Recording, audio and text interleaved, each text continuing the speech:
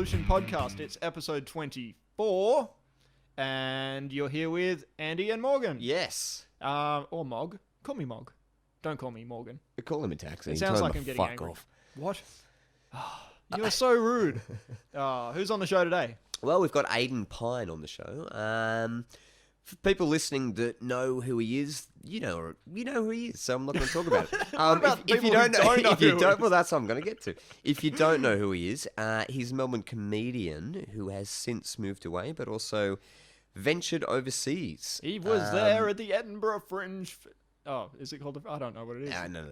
The comedy festival? We'll find out. Is it called we'll find out very soon. We'll find out very soon. Just keep it a mystery. I feel bad now. I've misrepresented him if I've said the wrong thing.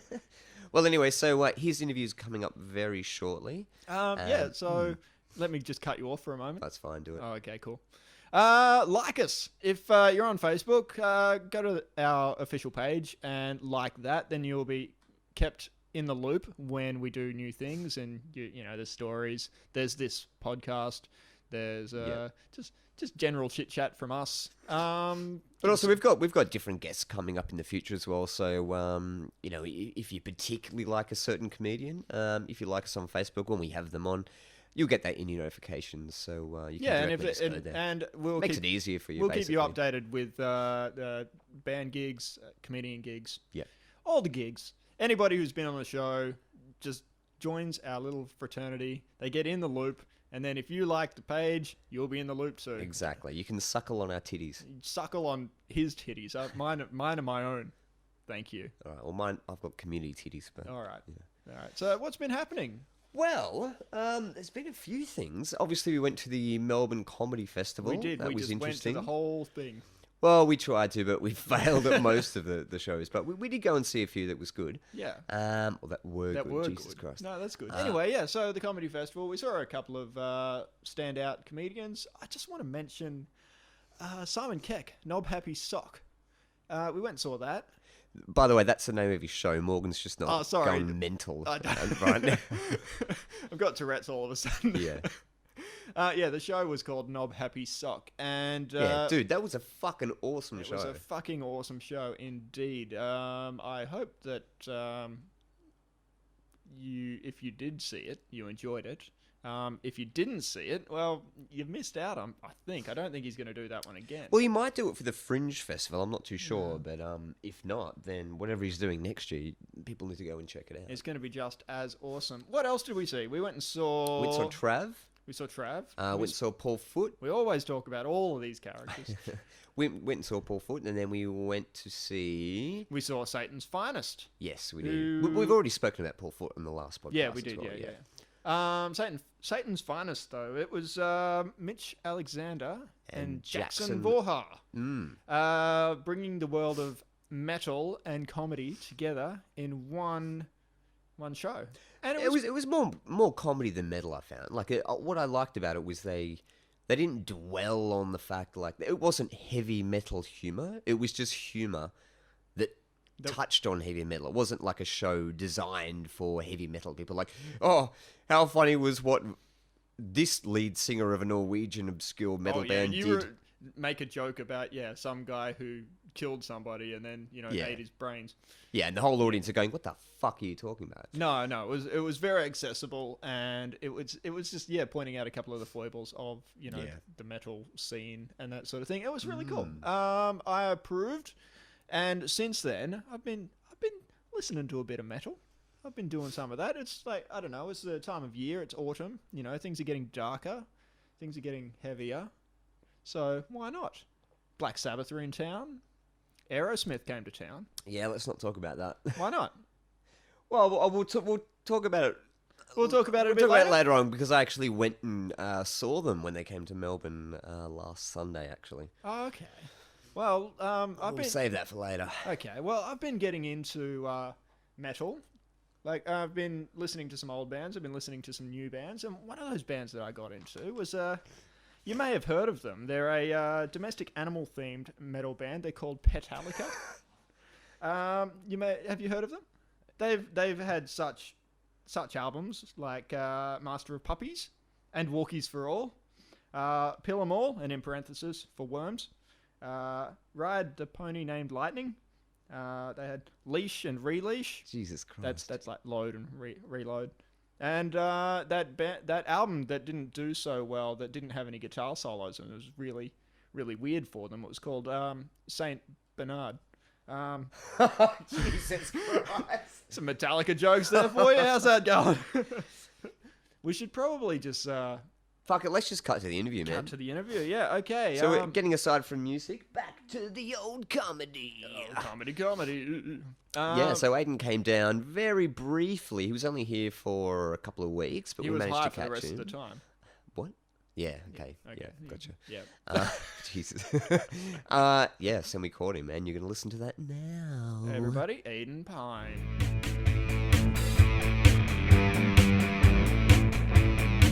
Aiden Pyne. Yay. So we first saw you at Death Star Canteen about, what was it, 2 years ago or something like that? Yeah, a year and a half, almost 2 years ago, yeah. Yeah. How long have you been doing comedy?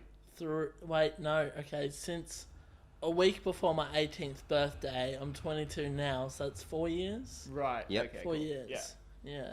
Cool.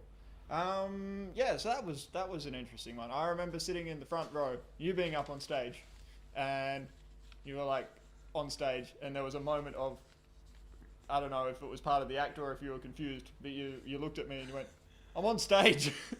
I'm like, yeah, I know. What are you gonna do? But then you went on with the thing. It was awesome. I think that's part of my act. So that's totally just that's the thing. Yeah. I get confused a lot at Desta. Yeah. Because it's one of those rooms where I just play. Yeah. So I just do whatever's Yeah. in my head. Mm. And so I guess in my head I thought I'm on stage, so I said it. Ah, so you just said it. Yeah. I was lost. I was like, why is he talking to me? I don't want to be a part of the show. But that's a part of stand-up comedy. It's engaging the audience and yeah. Yeah. Cool. So you've been doing it for about 4 years now. Yes. What made you decide I'm gonna get a microphone and hang out in a room with a bunch of people and try and make them laugh? What makes someone do that? Well, that's a big question because I've always loved stand-up. I've watched Comedy Festival Gala on TV since I was 5 years old and just always loved it. Yeah. And then at about 16, I dropped out of school because I wanted to become an actor. Fuck! Yeah. Wow! And then I sort of went to all these really shitty child acting places. Yeah. And that was terrible. And then I met Abel, who is... do you know Bev Killick? I do not, but I... she's... Actually, it sounds... I don't know. We'll say no. She's a great comic. And that's... Like, I went to, like, a child acting place with Abel, whose mum is a great comic. Do you know Busting Out? The show? Yeah. Yeah. Like the female version of Puppetry the Penis, so they do tricks with their tits and stuff. I've seen the posters. And so she's part of... She's part of that, yeah. Okay, cool. Yeah, Tricks with tits. And she also does stand-up, so I became friends with her son, and then one night I was over there at their house, and we were having dinner, and I just, like, out of the blue, I just said, you know what I hate? I don't like elevators with no elevator music. And they just cracked up laughing at it because it came out of nowhere. Yeah. And then they're like, oh, you're pretty funny. So I started doing stand-up. Yeah. Yeah. So that was a kicker. That was a kicker. Yeah. You know what? I can make people laugh. Is that kind of what? Yeah, pretty much. Yeah, that's fair enough. I think that's kind of the same as where we're coming from. I mean, we both grew up. With background, small country town, that sort of thing, or No, or I Melbourne Frankston. Frankston, which might as well be a small country town. Yeah. I don't actually know. Like suburbs. It's like the same amount of racism, just like the only thing I know about Frankston is it seems to be the butt of a lot of jokes. It is. I assume that it's a little rough around the edges down there, and that's it. Otherwise it's just a coastal sort of town. it's end of the train line, so it's where all the people end up, like all the homeless people end up at night. Because they just get on the train, go to Frankston, and then they hang around the train station shooting up. And then until you get the they next can train get in the the train next back in morning. again. Yeah. Really? Wow. And then that's given it a bad Every reputation. stop does that though in Melbourne. Though I've noticed. Yeah. Wow. Okay. So so you grew up in Frankston, public school, Private. and you dropped out at 16. How happy were your parents about that? They were dead by then, so can we move on? Yeah. Mum I hope God that's not true. I'll let you continue. Mum wasn't that happy, but Dad wanted me to follow my dreams. Yeah. Yeah. That's cool. Yeah. That's good. It is good. Yeah. Supportive. So, it's like you got the balance. You got the father going, support your dreams. Yeah. Well, Mum said support your dreams, like go for it. But in her head, she was like, "Oh, I wish she stayed in school." Yeah. Support your dreams. I want to be a kite. Oh, fuck. Tell us about your first stand-up gig, man. I'm curious to hear what it was. Like when you actively went, you know what? Yeah. This is my first time on stage. Fuck. And you got that feeling of, you got the MC on stage going, next up, ladies and gentlemen, give him a big round of applause, Aiden Pyne. And you had to get on stage. And It was nothing like my first gig. No? My first gig was Dean Eisenberg and Nick's son, because before I did comedy, I flyed for the comedy festival. Yep. All right. So I handed out flyers for A-List, which is Oh, fuck, I did that too. yeah. Yeah. So I did that, and then like I met Dean through that, and then I went to his Fringe Festival show the next year. Yeah. And during his Fringe Festival show, he said he was doing it at Death Star Canteen, and it was him and Nick's son. Nick's son was a show after him, but their final show, they did like a joint show, so it was them together, just mucking about and fucking around. Did they? Was that the one where they went into like rap music at the end or something? They were doing yeah. And they did a whole bunch of weird shit. At one point of the show, I was pretending to be a squirrel. I love it. Licking Dean Eisenberg's squirrel nuts. It was a weird show. I got a lap dance from Nick's son as well. It was weird. But one point in the show, because I was just getting heaps of comics up to do whatever they wanted, because I'm running out of time, Dean said, if anyone else wants the mic, they've got to fight me for it. Fight you or fight Dean? Fight Dean. Oh, right. So I tackled him onto the couch that was behind him. Yeah. And then he was like, fair play. And I did my first spot. Yeah. Fantastic. That's fucking awesome. That's a good first time story, man. So, what happened with, like, because I remember I saw you at Death Star, and you fucking disappeared. You just disappeared. And then all of a sudden you were back, and I remember talking to you going, I haven't seen you in ages, and you're like, oh, I've just come back from England, like cracking your knuckles, all relaxed. Like. I just came back from England where I failed massively and had to come back to this shit home. But I'm curious, tell us, like, what was the evolution of, like, you going from, I reckon I might go there, to actually going there? Like, what was the deciding factor? I didn't really have a, I'm going to go there thing. It was, I turned 21. And Mum just said... Here's a bunch of money. Yeah, Mum just said, we're sending you overseas because we want you to grow up. What? Yeah, they basically wanted me to go over there and get a job and just live over there so I could grow up. Your parents for a weekend? Yeah, but then while I was over there, she moved house so that when I came back... It sounds like Flight of the Navigator. It's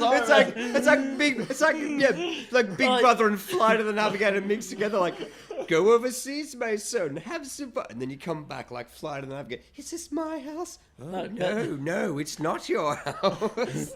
I knew she was moving. Right? It wasn't a surprise. But she moved into a house without the spare bedroom for me to stay in. Okay. And so that when I came back, I had to go move. So the sentiments are still kind of there. Yeah. So when I came back, I had to move to the country 4 hours away. Yeah. Oh, come on. It's a trade-off. She did pay for you to go overseas. I guess. She did save in England. I guess you scratch my back, I'll move house, I guess, you know? England was amazing, just to answer the original question. Yeah, well, But What about Flight on the Navigator? No, anyway, keep going. I've never seen it. Is it good? We watch it after. Yeah, it doesn't matter. Alright. classic So, 80s yeah. film. Like, yeah, it's just. I'll The link you to it. The reference that basically for other people that might not know what it is, there's a guy. I'll just IMDb it. Don't worry about his reputation. Just someone Just IMDb, read the synopsis, you'll be fine. Basically, That's right. there's like a time lapse. This little kid goes to do something, and he goes away from his house, and then when he comes back to his house, he doesn't realize Totally it's just the read the future. synopsis. Don't listen to this. Yeah, he knocks Just on go the to door, and he's IMDb.com. like, "Hey, mum and dad, I'm home." And there's a bunch of strangers in the house going, "I'm sorry, we've lived here for the last 6 months. Who the fuck are you?" And he's It was like, 5 "Oh." years. So anyway, whatever Fair it was, enough. whatever. Anyways, that's a reference. So, See, that's sorry. why you read the Thanks. synopsis. I'm gonna synopsis your face. Yeah. So anyway, yeah, so Yeah, just a tip for anyone who wants to go overseas to pursue a career. Get a job. Find a job as soon as you can, so that you don't have to come back. Yeah, that's a fair call. That's So where were you? Like, were you backpacking? no. I But was, tell it, like, paint the picture. Like, how did it start? How much, like, well, don't tell us, like, how much cash you had, because that's, like, personal information. But, I wanna know. like, just what sort Well, I of don't wanna setup get did you paid have, for and it. what sort of plan did you have? at about £2,000. I was staying with In coins or in paper? in card on Okay, credit yeah. card. I would have asked for it in coins, in little bags with dollar signs, with pound signs. I have £200. It's all. Yeah. And for half of the time I spent it at my great aunt and uncle. Yeah. And I think they kind of resented me in the end because I was a bum and I didn't get a job and I didn't How long were you there leave. for? 4 months. Well, what city were you And in? then- Were you in London? I was in London. I was Yeah. in a place called Catford, Yeah.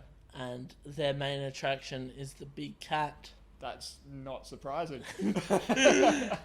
And yeah, and then the other half of the time, I stayed with my mate Chris, who lives in Leeds. Yeah. And that was good. He's a comedian. He's funny. Yeah. And then I spent one night in Edinburgh. Oh. And how did that go? That was my best gig I ever did. Yeah. Did 10 minutes of material. Or I had 10 minutes. I did 5 minutes, and then the rest was just applause breaks. Like, they absolutely loved it. Cool. Like, they were soaking it up so much. And I was like, you're fucking awesome. Yeah. So that was a good gig. Yeah. But, yeah. But you didn't get a chance Interesting. to stick around in there any longer than that. No. So you just ran out Why of not? cash and had to come back, basically. Yeah. I ran out of cash. I had to come back. So how do you, like, I guess as a performer, as like, because I've heard comedians say the difference between Australian audiences and American audiences is that in Australia, if you're funny, they'll laugh, but if you're mildly funny, no one laughs apart from like one or two pity claps or pity laughs.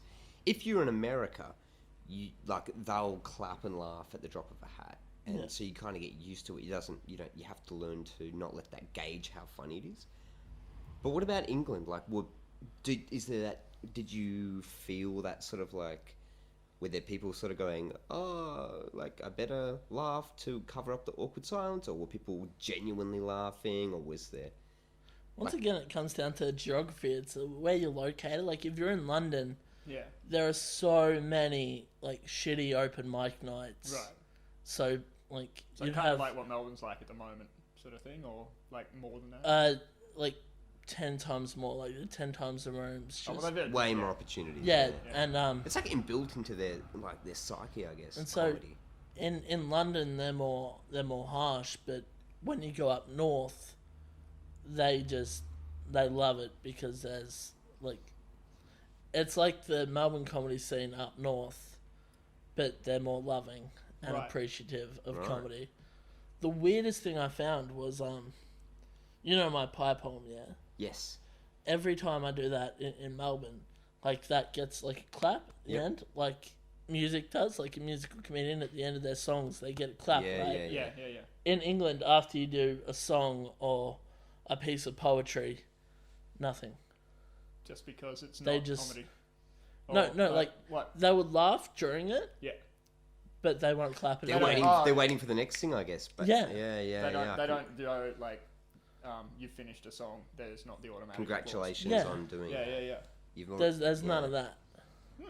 So how did you feel coming back from all of that whirlwind extravaganza, and then coming back to Australia? Was it like terrible? Yeah, was it like coming back and like everything is pretty much the same as when you left, kind of thing? No, because what I had to live in the country for miles away. There were more trees when I came back than when I left.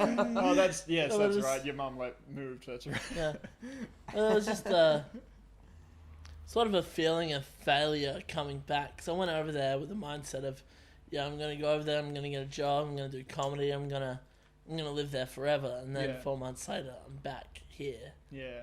And it's kind of like, oh man. Yeah, but like it's only as much failure as you put on it, Like and I'm sure. Like, how long ago was it since you came back? I think I came back Mayish. Okay, so cool. So you've had time to think about it and go and process it, as opposed to yeah. How did you feel? Did you come back here going, oh, you know what? Fuck stand up, I'm going to do something else? Or did you come back and go, you know what? I'm going to keep doing this. Going straight back into it. I'm going to do stand up till I die. Yeah. What about but I came supporting back, yourself? Supporting. Like, what's the end? Do you have like a goal within stand up? Like, what is your goal to make people laugh? Is it becoming famous? Is it supporting yourself? Or is it like a combination of a couple of things? Like, what is it that makes you go, you know what? I'm going to keep doing this. I don't know, I guess it's an addiction more than anything. It's you just got to do it. Kind of it's just got to happen. Yeah. Stand-ups are like crystal meth. You do it once, and then even if you hate the experience, you do it again because it's in your system. It's funny and true. It's there. It's in your system, and you gotta get your fix. So it's weird. See, my analogy, like with me doing meth, would be to keep me awake. I do comedy to keep me awake, so it's a bit abstract for me. But I kind of understand what you're saying. I do comedy just to hear the voices and get paranoid. What's the plan now? I mean, you're in the country, but like the plan is to make a comeback. Yeah, find a job, come back to the city somehow. Make it happen. And, are you waiting to get a job where you're currently living and then like I'm save some money? looking down here as well. Oh, okay. Yeah. Right. Okay, but the thing is, when I went, because I'm on Centrelink and you got to do a job search a day. Yeah. Yeah. When I turned that in, because I had a few jobs like down here, she was like, "You didn't show up to the interview." No, that wasn't it. She said to me, "Oh well, you're listed as Yarrawonga and you're looking for jobs in fucking Langwarren. If you have 3 or more of them, we're gonna stop your payments." I'm like, what? But for looking for jobs because outside it's of my area. Because basically, if you can't justify that you're going to be able to, like, it's basically a. But Centrelink isn't that localized, like in such a tiny microscopic way. Like, but it is. I don't really understand why the government cares so much. Like, you want to relocate to Melbourne, you're applying for jobs in Melbourne. If you're looking for jobs in Melbourne, that's cool. But don't tell them about it because they don't care. Yeah. That's basically how it works. Like, I can understand from their perspective. Like, if you're living in North Queensland and you're going, oh, I'm going to apply for jobs in like South Africa because I'm never going to move there and I'll just keep getting a job. Exactly. I can understand why they're going to be a bit suspicious. But also, there's the thing of if you live down here, you have to apply for 10 jobs a fortnight. Yes. Yeah. Up in the country, because it's so small, you only have to apply for 3 a fortnight. Yeah. So I only have to apply for 3 jobs a fortnight to get my payment. Yeah. So and that's not a lot, but there's only 3 shops. There's only 3 jobs going. And the manager of the IGA is going like, "Fuck off, Aiden. We haven't got a job for you." Yeah. So I guess that's why they get angry if you look outside of your thing. Cause you can just don't aim above your means. That's what they say. Yeah, no, because they could just be like, you could make up any old shit. Yeah, well, that's it. Yeah. Because I'm living there and I'm looking for jobs down here, I should be looking for 10 jobs a fortnight, not 3. Yeah. Yeah. And if the Centrelink people ever listen to this podcast, I'll probably be fucked. Yep. Okay, I've got some more questions here. Ooh. Do you know the show Animals of Farthing Wood? Yes. Okay. Not well. Okay. If you could be any animal from the Animals of Farthing Wood, which one would you be? The snake gets run over, doesn't he? What the fuck is this? Don't talk about the snake getting run over. Oh. But, well, is it... Because I remember there was a thing of the Animals of Farthing Wood. A few of the animals... Oh, a bunch of them died. Yeah. Oh, yeah. No, a few of them ended up as roadkill. I don't want to end up as roadkill. Yeah. Okay. I think Badger was safe until the end, wasn't he? I don't think I saw it out till the very last episode. Oh no! But I know that like they're a core group. Like I know one of the foxes died. survived. I think one of the foxes. One of them died. The female died and the male lived. Any of the surviving characters. That's what I want to be. What the fuck is this segment? That was the next question. Was going to be why. So okay, you want to be a surviving character? Okay. Yeah. Yeah, that's fair enough. What about you, Andy? If you were an animal from Farthing Wood. I'm 30 years old. What the fuck are we talking about? You've seen the show. You know the show. I don't even remember. This is the best segment in the world. I'd be the fox that I think it survived. Oh no. Maybe it was the black and white thing. The skunk. Badger. The badger. Yes. I'd be Wile E. Coyote when he gets to Nottingham. And so your justification for the choice of animal is just because it survived. Yeah, no, that's... What about the quality of life though? You know, like what about some of those animals that, you know, ended up as roadkill? Like they don't you think that some of them, you know, like they burn too bright? Are you going to make me watch Schindler's List next week and say, which character do you want? I want to be the one that lives, please. I just want to throw out here, just look at that pile of DVDs just there and see the next one that we've got in line there for you. The Comfort of Strangers and, Schindler's List. Yeah, so we're going to watch that later. Really? And I'm going to quiz you. Have you ever tried jerking off to the shower scene? It's horrible. Have you heard that Louis C.K. bit about Schindler's List? No. About the auditioning of the girls? No. I haven't actually seen the movie, so... Okay. Oh, really? Yeah. Okay, you I'm have to watch pretty sure that, you know, there's some death, but I I don't really know about Yeah. which characters die, so... Oh no, there's this one scene when there's a little Jewish girl and her line is "Goodbye Jews" and she says it really angry. Yeah. But Louis C.K. has this bit about auditioning the girls who say "Goodbye Jews." Yeah. And it's amazing. Just YouTube it. Alright, we'll YouTube it. Oh, it's amazing. Is there anything else you'd like to say to people, Aiden? Me? Yeah, we're wrapping up. So are there any closing words? Is there anything you'd like people to, you know, after listening to this podcast, take away with them and as a special little gift? What advice would you give to people What advice? trying to start out in comedy? What advice would you give them? Don't. That's actually a good question. Don't. It's horrible. Just don't. No, don't know, because then you'll get addicted like me, and then, like, if you ever come across a period in life where I'm at now, like, where you're far away from comedy and you don't have any comedy near you, your tiny brain just explodes because you want to do something creative, but you can't because you're in the country, so don't do it. What about when you were here in Melbourne? You have you live in the country though, but you have online access? No. Hotline? Oh, You say hotline? I don't. I have my right, phone. shit. oh man, yeah. So you can't even like record like, you know, like podcasts or anything like that. No, I can. I've got a recording device, but uploading it would be difficult. You need to find. Go, I don't know, local library. Do they let you do that? Yeah, no, yeah, I can go to a cafe locally. Yeah. I can go to Cooper's Pies and eat a pie and Eat a pie and upload. some Yeah, shit. Yeah. Cool. although I'd have to, because it's like public Wi-Fi, so it's really slow. Yeah. So I'd have to sit there for an hour eating the pie. So it's That's all going to right. cost you Slowly. $400 in pies to give you a reason to sit there for that long. I think it's good, man. Like the comedy landscape of Australia is changing. Like a lot of comedians, Australian comedians, unless you want to talk about football or politics, then if you have anything else, you kind of have to go overseas before Australia. You have to go overseas, make a name for yourself before Australia kind of goes, oh, actually, we like you now. Yeah. But it seems to me like the landscape is we're just at that point where it's starting to change. Where if you have an online presence and people can, you know, get into it, then you don't have to rely on this ridiculous thing. Yeah. So yeah, I reckon Yeah, do it, man. Like Bo Burnham in America, his whole thing was online presence. Absolutely, yeah. Really? And then he got into stand up from his online presence. Really? Shit. Yeah. I don't know YouTube much channel. about him, yeah. Yeah. So that's your parting words. Not parting. Don't- Wait, there's one more thing. Sorry to get it. interrupt, Morgan. What do you- It's one more thing I'm curious about.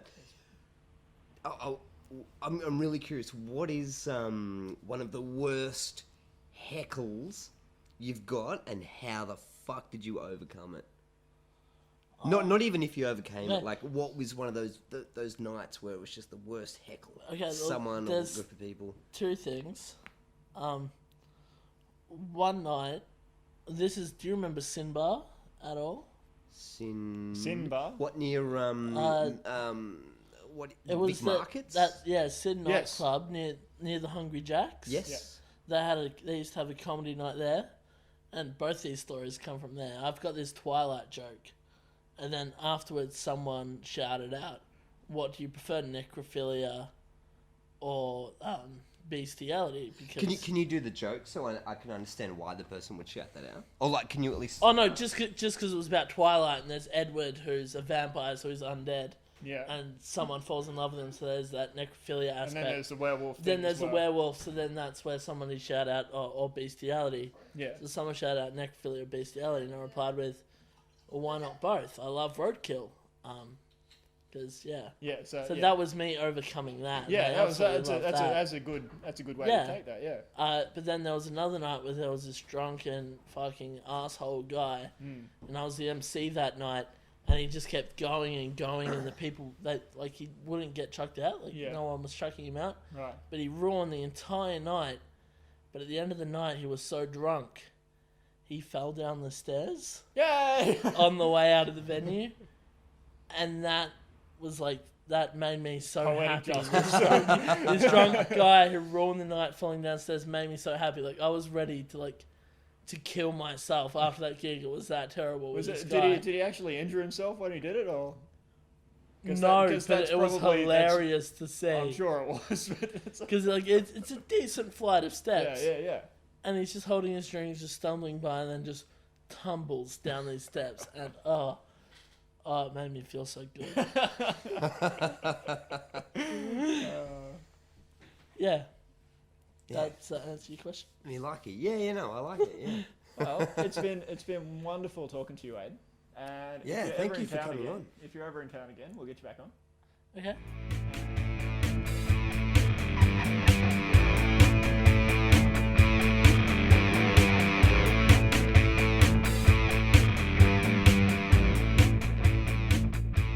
Yeah, that was good. So everyone, that was Aiden Pyne, and he's actually at the moment working on coming back to Melbourne.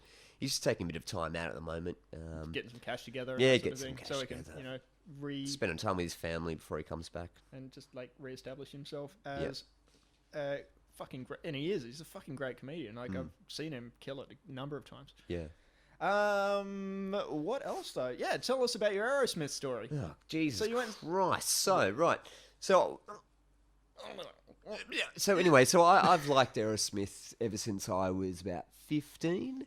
Ever since- When I turned about 19, I went, oh, hang on, there's real music that I can enjoy. Oh, come on. Who doesn't So- love the swinging sounds of Walk This Way? Come on, actually, to be fair, Walk This Way is a fun song. You know what's and, great about and that? Living on the Edge is a pretty fun song Oh, look, just there's to a hear. bunch of great songs. They've I mean, done quite yeah, a few they've that are done all some right. good things, but I don't want to miss a thing. Fuck off. Dude, I'll tell you about that in a second. Oh my So God, anyway, here we so go. Okay. I got like there were about 10 free tickets to this show, and I was asked not to question how they were free, and that just made me want to question it even more because Right. I Did you have seats? no, it was Oh, the thank Sydney God, because Mine. if you did have seats, you wouldn't have been able to get in because there would have been other people sitting in those seats, Well, it was Sydney Mine Music Bowl, so everyone's standing up anyway. just sitting in a bowl. Yeah, sitting on fucking wet grass. It was Yeah. minus 200 million degrees. It was freezing. Anyway, Okay. so I got the tickets and I'm like, you know what, might be all right because Grinspoon, Spider Beta on the bill. That's cool. Wolf Mother on there. I don't really Was give a fuck Spider Bait about. on the bill? Yeah. Now what I didn't know they started at 2:00 in the afternoon. So when I rocked up, I rocked up at about 7:30 and met up with a bunch of, it was about 10, 11 other people who all were part of this special free ticket thing. So was it an Aerosmith gig or was it it, like a it, festival thing? it was an Aerosmith gig, but they had 3 support acts. That's fucking weird. Yeah. Anyway, so it started at 2, and then Aerosmith were on at about 8:30. So we got there about 7. Caught the end of Wolf Mother, and that was shit. I wasn't going to drink that night because I'm like, I can't afford it. But I ended up going to the bar, and I ended up getting a cider and a beer. And when that cost me $22, I was straight away, I was on the back foot. Like, I hate life. Even though it's a free ticket, I shouldn't shit all over that. It's free. But even though paying that much money for alcohol, forget about it. All right. So we all go down, and we're all lining up, a group of us, and I know probably about 4 or 5 people in this group of 10. Vaguely, anyway. So we're waiting, and we're waiting, and we're waiting.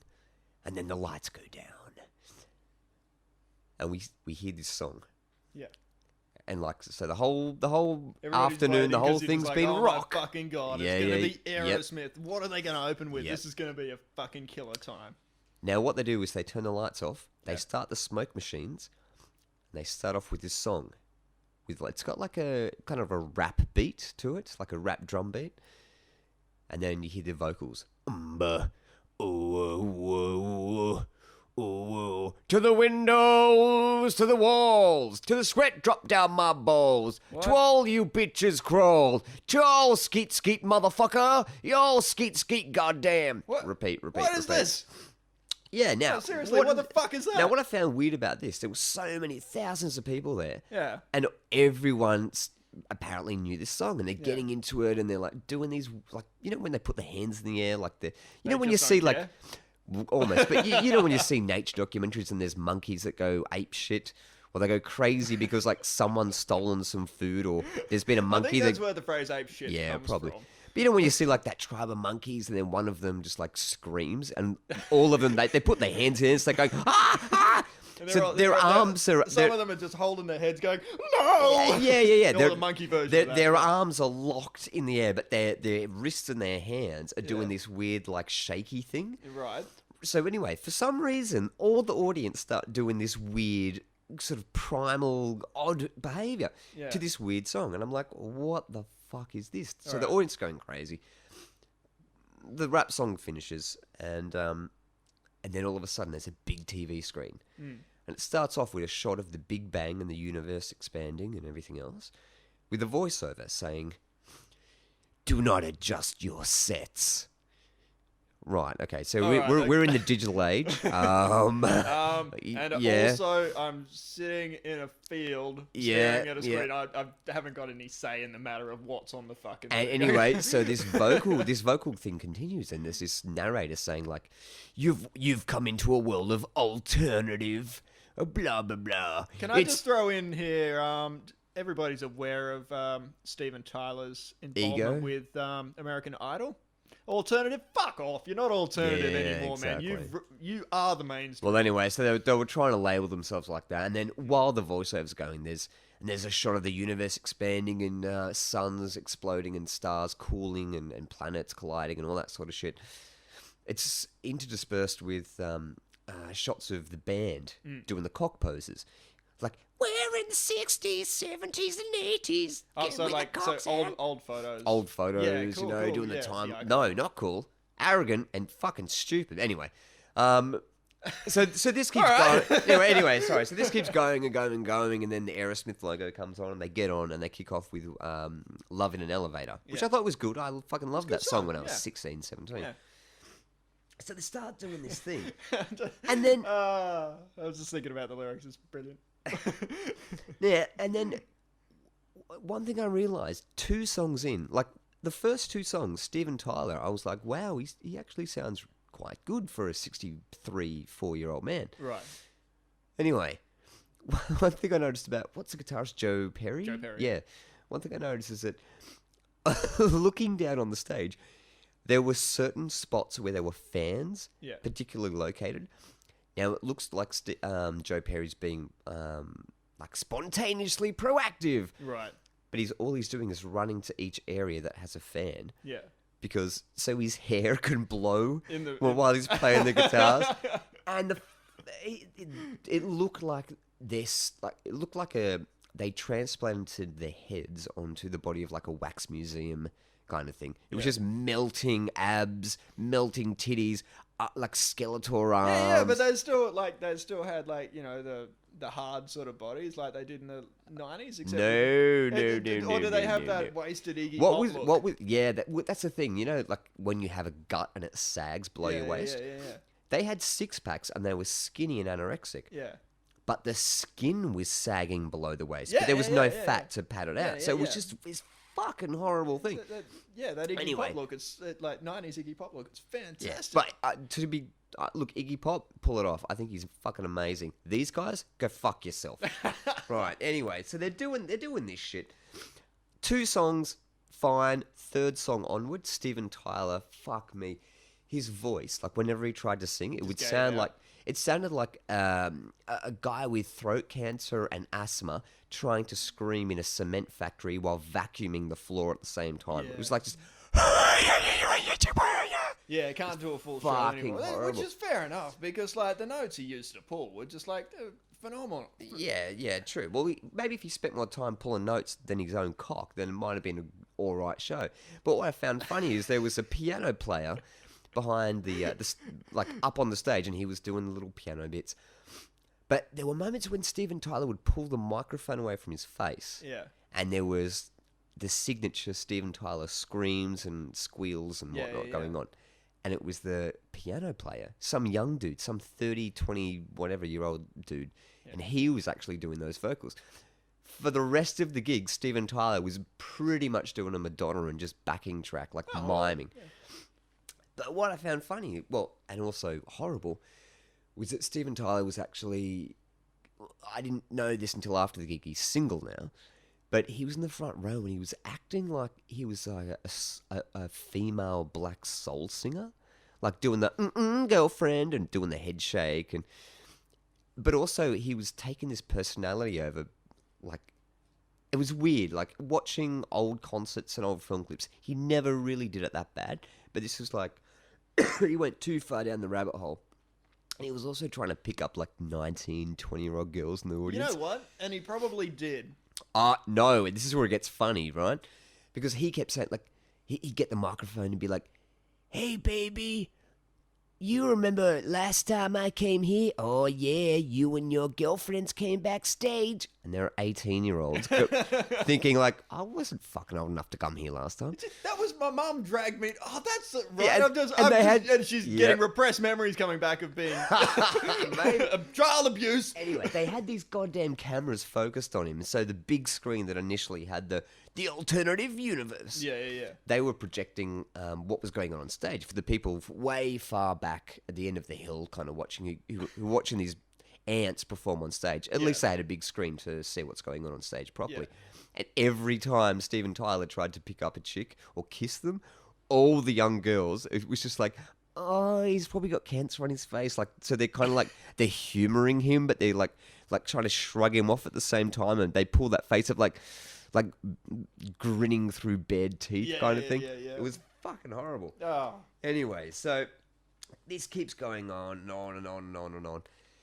They cut to that fucking "Don't want to make you cry." Don't want to miss a thing. Yeah, don't miss a thing. Armageddon. Best movie. If you haven't seen it, Bruce Willis dies at the end. Yep, good. Anyway, so as soon as that song kicked in, because the whole beginning of the show was all like, "Men, we're all men and we're good and we like fucking women because they're just things that exist that need to be fucked." Yeah. Right. And then finally, he gets to this, "Don't want to make you cry."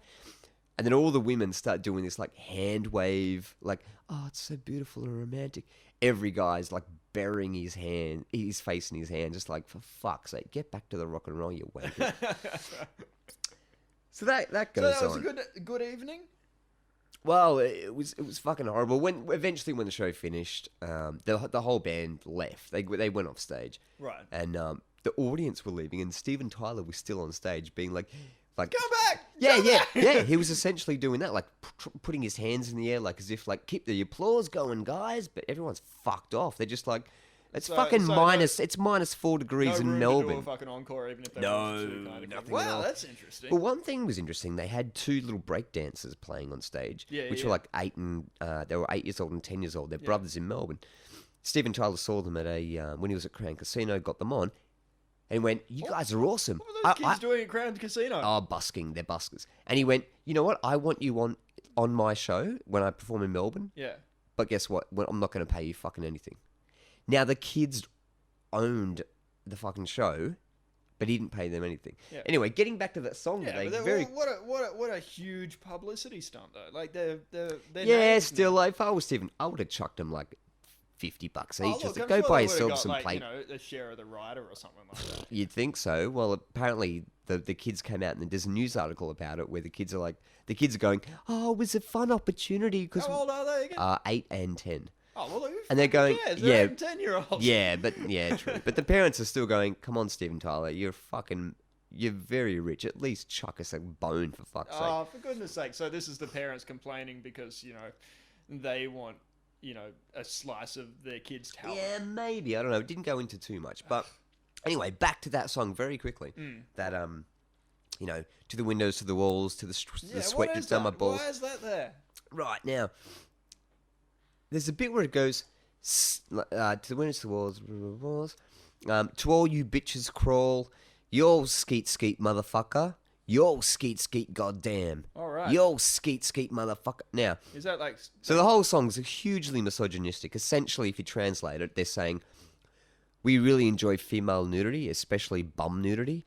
Also, did I mention that my penis and testicles are very sweaty? Oh, by the way, I really enjoy female nudity and ass nudity. It's quite good. Right, now, you're talking about skee ball, that air hockey thing. Well, I thought skeet meant like, when a dog sort of like drags its ass along the floor when it's got like worms or something in its arsehole. So this is the imagery that's going through your mind. Well, I thought skeet was somehow related to like a girl, not essentially doing that, but a girl kind of like dancing and moving along the dance floor and shaking her ass, because the whole song's about ass. Right. Anyway, turns out skeet means coming on a girl's face. I had no fucking idea. So right before Aerosmith start, right before Steven Tyler gets on stage with his asthmatic fucking horrendous, come on girls, let's go backstage. They've started the show with a song essentially saying, I like to come on girls' faces, and there you go. My balls are sweaty. Yuck. Thanks for listening. It's been awesome to play you out. Pan.Chromatic. I am Mog. That's Andy. Yep. We'll see you later, guys. Like us on Facebook. Do the whole thing. The iTunes thing. Check us out. Go to potatorevolution.com. It's sexy. It's new. The website's new. Skeet, motherfuckers. Don't skeet. Don't skeet. You don't even know what it is. No, see you later, guys. Bye.